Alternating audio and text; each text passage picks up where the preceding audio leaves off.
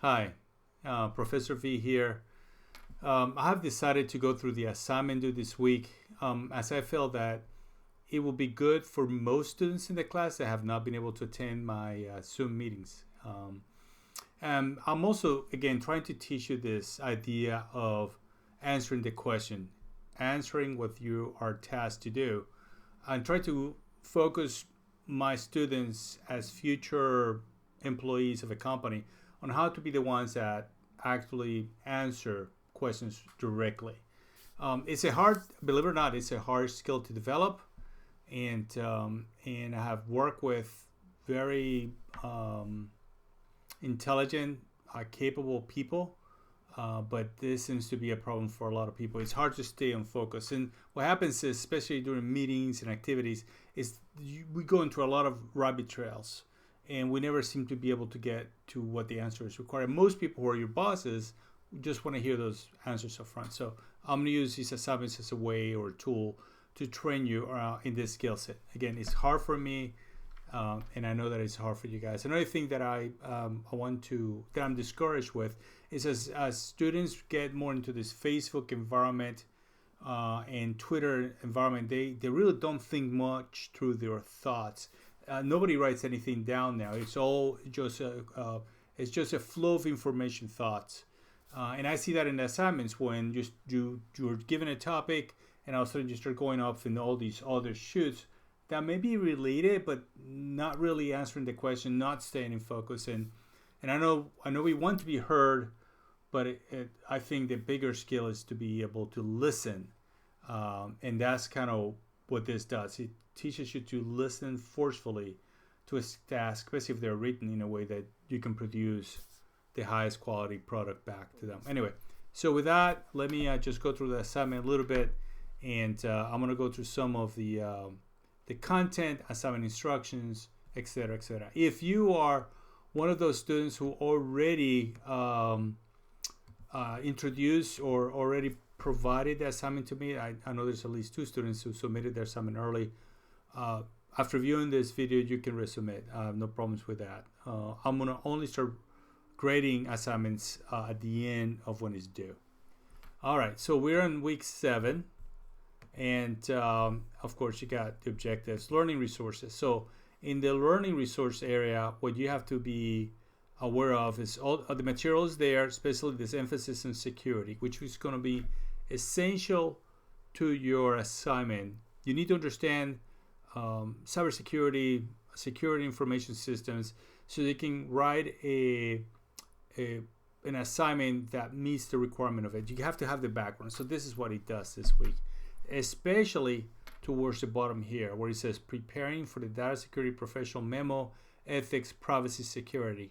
This is all background information. I get that, but it's important information that you're going to use, not just for the memo, but for also as you become a manager someday, or a supervisor, or in charge of basically anything you do out there today involves information systems. So it's essential you understand what is involved in the ethics, privacy, and security. So please pay attention to this information. Read it to understand, which is kind of my phrase. Read it to understand before you start working on the assignment. All right. Then let's go to the assignment itself. Pressing here, go to the assignment, or you can go directly to it by clicking that here on the activities and assessment tab. Press assignments, and you'll get there too. Anyway, so these are the instructions. There are 3 attachments. Right? So there's an effective professional memo writing PDF. It's a lesson on writing professional memos. Please read it. There is another one that is a template. So you don't have to create this on your own. There is a template that they are giving you for you to fill out. So again, don't miss that. And then the professional memo final, which is actually the instructions, contains all the instructions.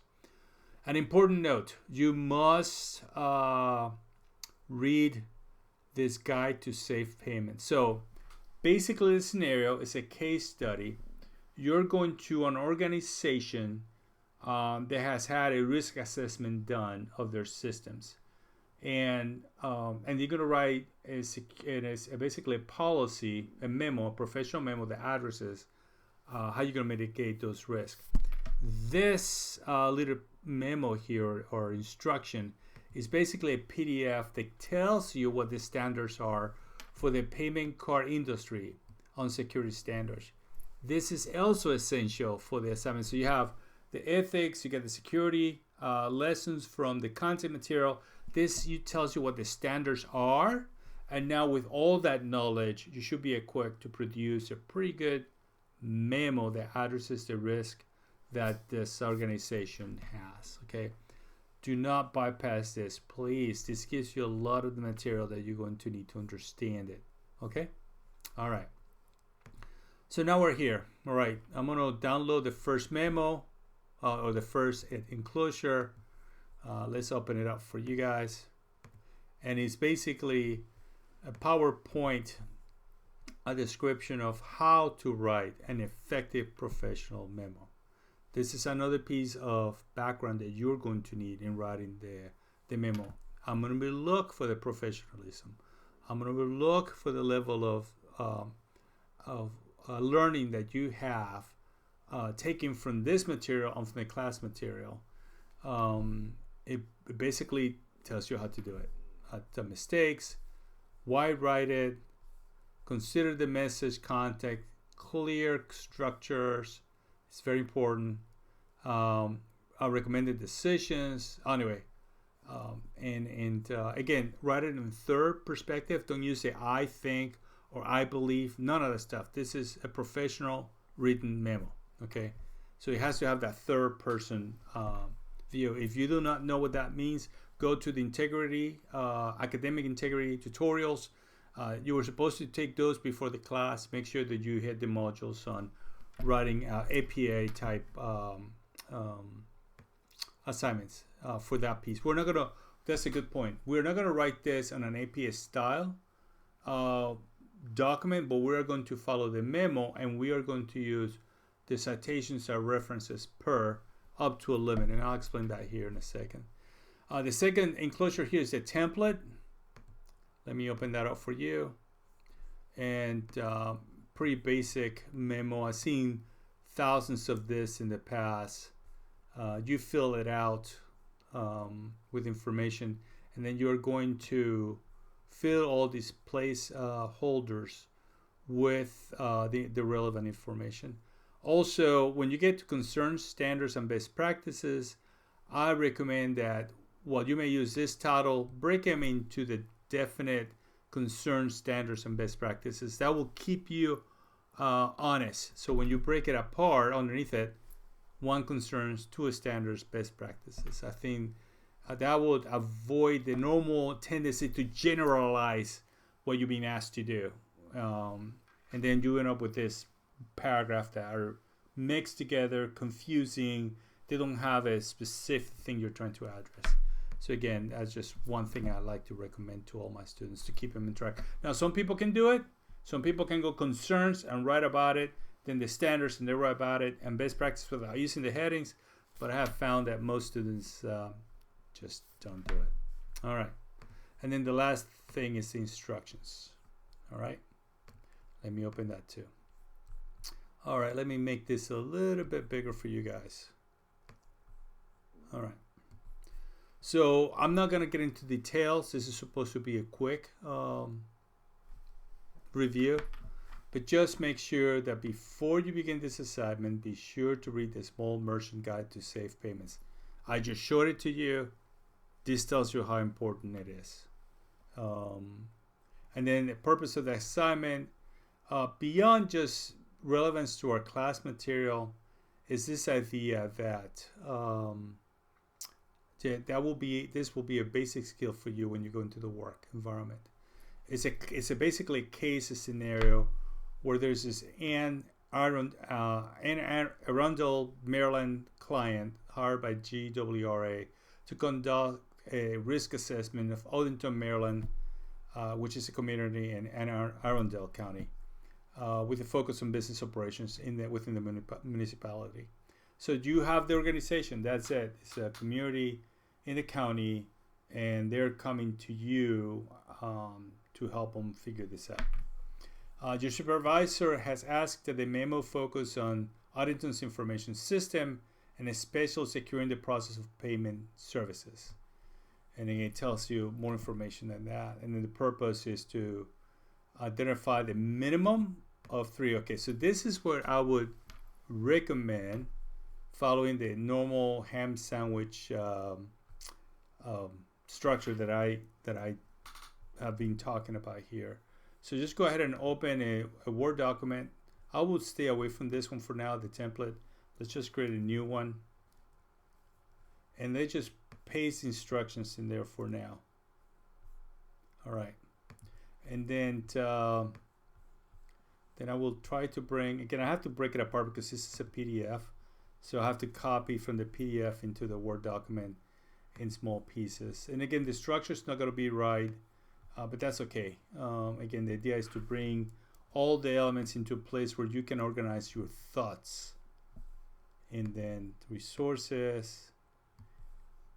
Cool. These are all important, by the way. I'm not going to bring this over, but this gives you examples of security breaches due to insider.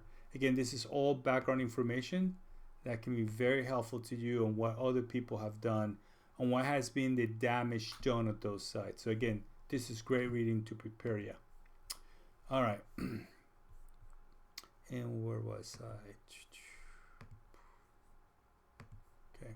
Let me find my, oh, yes. And the Word document and the PDF. All right. This is another idea. These goals of the PCIDS requirements. These are important too. You may need these in writing your standard, right? Remember, this is part of our standards. This is kind of part of that, and where the source comes from, and then references that may be helpful too. And then submitted via the assignment folder. Okay, so far so good. All right, this is the rubric standards. Always a good thing to check to make sure you met the highest standard possible. And I have to, all right, okay, I think this is in the instructions. So let me take, now that I copy the everything over, I'm gonna go through this document and make sure that I understand all the elements of it. Let me make it bigger for you guys. So we know what the purpose and who we're writing to. It tells you in here that it requires strong passwords and users for users to access the information system. It actually these are the findings from the risk assessment. So this is important. This is basically what the result was. Let me fix this here in a second so you can see where it belongs. So these are all the findings. So these are the things that you are kind of addressing in the memo. So that's very important, right? And then because I think these are the basis for your writing. These are the things that they're trying to fix. Specific attention. Okay, this is important. To insider threat, citing a recent article about the administrators of Francisco. That's in the resources. So that's important. They want you to address this insider threat. He wants to understand it and mitigate it. Boom, that's important too. And this is where they're a threat to information, malware, insider threat, and user credential theft. Okay. That's all information. As you see now, all that reading you did, it starts to make sense as you're starting to look at this organization that is having to deal with those security risks you read about. This explains basically you're to write a 2-page professional information memo to the chief executive of the county. All right, so that's why this is written 2. And then it breaks every section into an explanation. So now these are more direct instructions. Provide an overview of your concerns. So this is important, an overview. Concerns. Now, don't be deceived by this, your concerns. They're not asking for your opinion. They're asking for your professional assessment. There's a difference. So that's why it has to be written professional. You don't need to put in there, I am concerned. That is an informal memo. This is a professional memo. Know the difference. So you got to list, and I will start this sentence with an overview of the concerns, or the following concerns from the risk assessment report are. So, and then goal of the memo. So that's another element you need to include. What is the broad goal of the memo? Think of this as a purpose. As a result of the board recommendations, okay. Specify action steps that will come later. Again, these are summary of what you're about to come in, what you're going to address. All right. So you're going to use information they gave you in the case study to write most of this, I will say. All right, and then the background. So again, break it into the ham sandwich elements. Provide a background of your concerns. Briefly highlight why the concerns are critical to the county and to the township. And state the importance of the data security inside of threats with security cards, and be sure to establish the magnitude of the problem. That all comes out from the results of the that were earlier shown to you here, and why now that you study security and you study the standards of PCI, now you'll be able to apply here and give them kind of the sense of urgency. So background on review. Highlight why. Okay, this is different from the other paragraph. This is why the concerns are critical. Before we had talked about concerns, now we're talking about why those are important. The importance of data security and inside the threats, especially as it relates to personal credit cards. Okay, so that you can see how it's narrowing now. The subject starts kind of broad with the risk assessment, then the background is now leading you to the summary of why it's important, and boom, why credit cards, and then the magnitude of the problem. Okay, I won't give you too much more than that. Concerns and standards. All right, this is where it's maybe a little bit different. The body member needs to justify your concerns and clarify standards. The way you just justify concerns is you tell them what the standards are, you know, the concerns, and you enumerate now more specifically. Before it's more generic. This is now what are the specific standards for that concern. Based on the resources listed below, the PCI DSS standards, which they give to you, well, I showed them to you, are down below, will be used. And then the body of the memo should also also highlight 3 current controls that are considered best practice. Okay. You should highlight underneath those the positive, what is currently in place based on the risk assessment. Okay.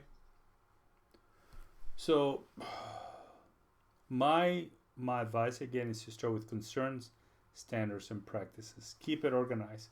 Obviously, there's what they're showing you here is that there are relationships between the 3.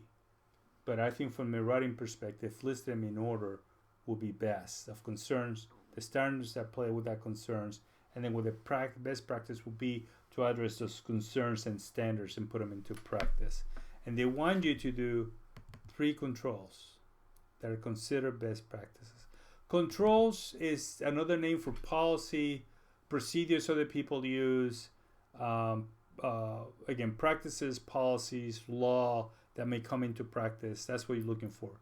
You're looking for things that people do that are best practices, and they highlight the positive compared to what is currently in place. And then action steps. This is what I want you to do, guys. This is provide conclusion, establishing why it's important.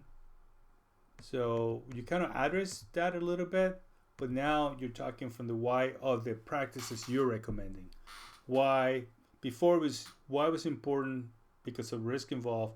Now it's the why of what this recommendation, the best practices you're recommending, are important. And then 3, recommend a minimum of 3 practical action steps. Don't want to see 1, 2, and 3. including new security controls, best practices, or policies. Again, that's really the definition of controls. Those three things that will mitigate the concerns in the memo. I will also suggest that the concerns of the memo are the findings from the risk assessment. Impact. So what the assessment said, and now that is it a big deal? It's not a big deal. Boom. Why is it a big deal? And explain it.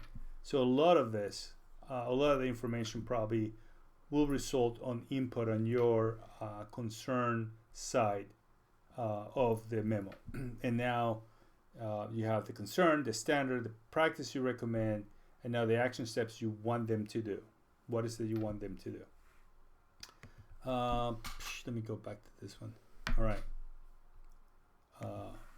Be sure to include cost considerations. Everything has a cost, so all these practices are going to involve what pain. Cost doesn't necessarily has to be money. It could be manpower. It could be new equipment. But it's important to you for them to understand what it's going to take to apply these action steps.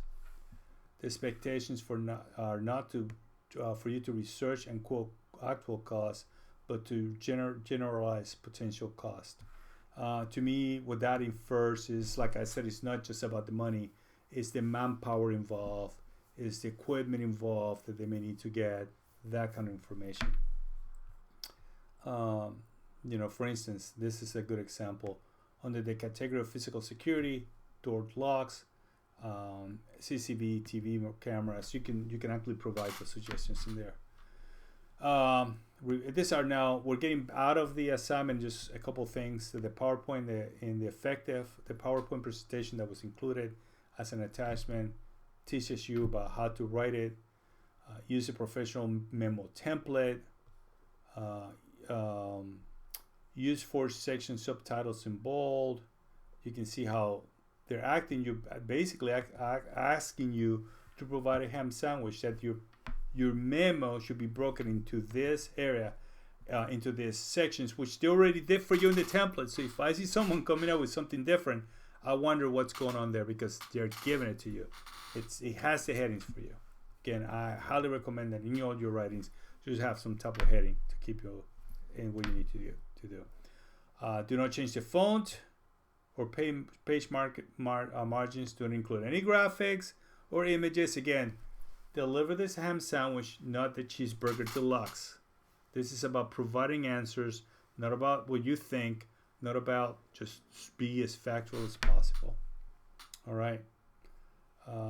Should include single space and with one hard return, enter. So basically, there is no, this is not an APA paper. You don't need to do the double spacing. Just keep it single spaced.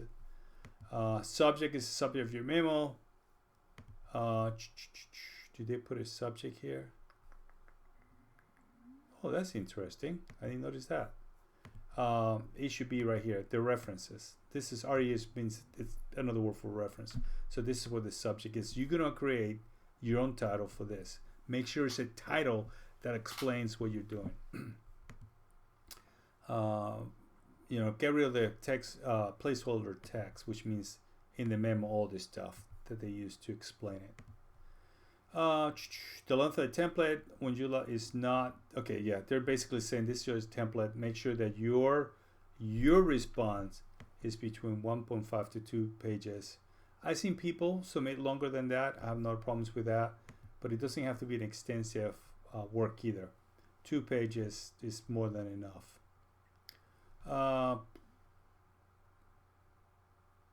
MS Word is supposed to be your own words. Very important, right? No direct quotes from external source. Oh, this is a new thing. So they basically has to be your input, your professional input into this. Not opinions, but basically you read something, you state what needs to happen. Okay, that's a new change. I like it. I want to see how if you're able to separate the I statement from a professional written expert factual statement. Does that mean that you don't include references? Let me see what he says about that. As long as you use resources provided with or linked from this instruction, APA is not required. Okay. Citing material resources beyond what's provided is not required. Okay, that's even better. So it doesn't require any research. They just require to use what they provide to you. But however, just use basic attribution, mention a source of an idea. So you can still put according to Vasquez, and then at the end just list the references just like they did. But you don't have to get too fancy on it. Mentioning that the payment card industry data security standards identify certain control of best practice holds more weight than simply stating the controls of best practice. So they do want you to use references. You just don't have to follow the normal APA documentation. Just a good, according to this source, like the security standard, and then just make sure it's listed in the reference. So you kind of mention it in the writing, make sure that reference is at the bottom. Okay, that covers pretty much everything this assignment covers. So remember, this is what structurally should look like.